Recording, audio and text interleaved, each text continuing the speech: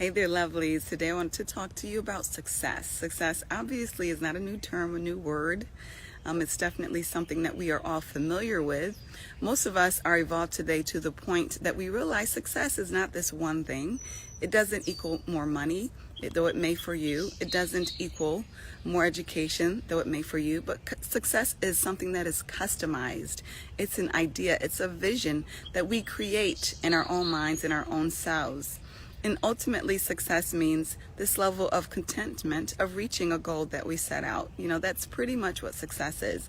And so I'm here to share what I believe are those three important ingredients, those three components, those three steps toward success.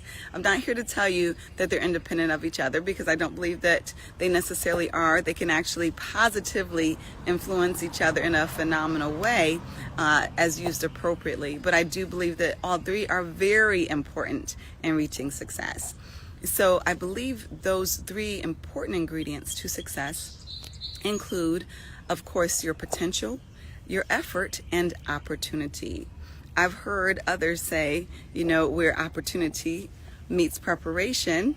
And I'm not to say that I don't believe that also are that those aren't two major ingredients, but I believe potential is a huge one. I really do. Now, let me first and foremost say I think that all of us, and at the very least 99% of us, are underestimating our potential, and therefore underestimating our ability to reach certain levels of success. But that being said, I do believe that we do have different potential, different areas of potential, and different levels of potential in respective areas. So like I said, these three elements can definitely influence each other without a doubt. So for sure, if you get an opportunity, that opportunity may cultivate more skill sets, more talents, give you more life to your gifts, to the point where your potential increases, for sure. It's the same goes with your effort. The more effort you make, of course, the more you're going to increase that potential. And then you can also make effort in order to find an opportunity. So that being said, I'm not here to tell you that they are mutually exclusive of each other. Definitely not. And they can definitely be interdependent and having an influence on each other. But I do think that they are all key ingredients. So let's talk a little bit about those and what they look like as they manifest, or, and that, for that matter, don't manifest in your life. Potential being one. Is this something that you're really able to do?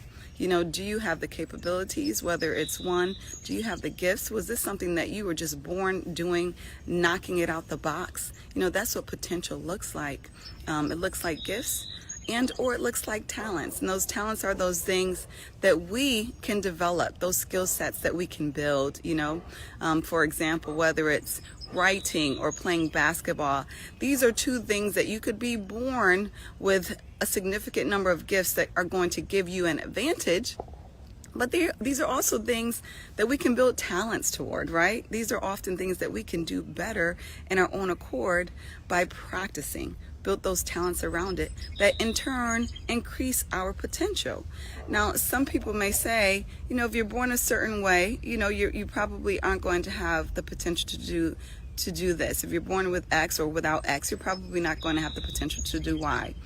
And a lot of times that can be true, but then there's that 1%, right?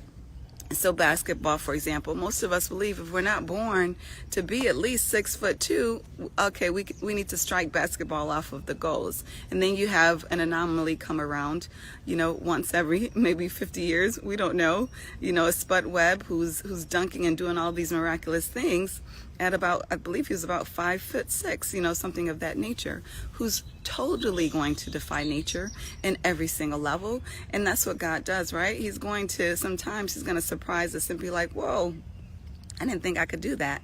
And those types of things you can only do through God, right? If you're not born, knowing that you are fitting into this box, and I'm not going to tell you that God isn't going to make those exceptions.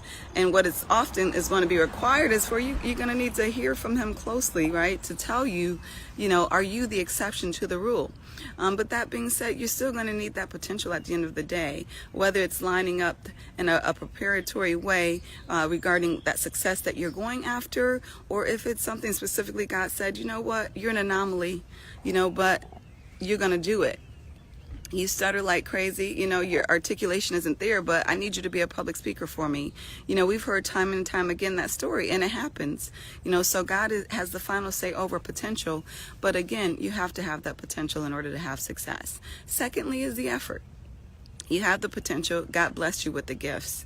Are you lazy with the gifts? Now, if you're lazy with the gifts, 9 times out of 10, that success is not going to come. Now, you may have this miraculous, thing just land on your porch, and it happens sometimes. But 9 times out of 10, if you don't have the effort, success is not going to be there, even with the most phenomenal gifts. And we've seen it. We've seen people blow our minds away, whether it's with singing or the way that they calculate mathematics or the way that they make strategic decisions. We've seen people, phenomenal dancers, all different types of gifts we've seen people blessed with that just disappear over the years because they don't feel like doing it, They are blessed with this gift, and either they're lazy or they're not interested in using it. So the effort obviously is going to need to be behind you having success in that area of the gift, or else it's just not going to happen. And then, thirdly, it's about opportunity, quite frankly.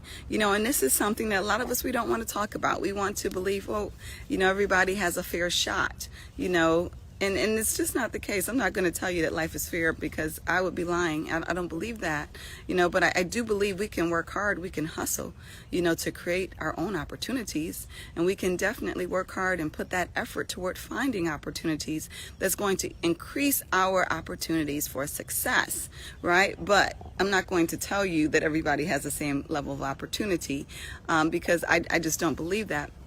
But I do believe that you can increase your chances and that you can definitely increase the opportunities that you have. You have tremendous influence over doing that and bettering your lives on every level.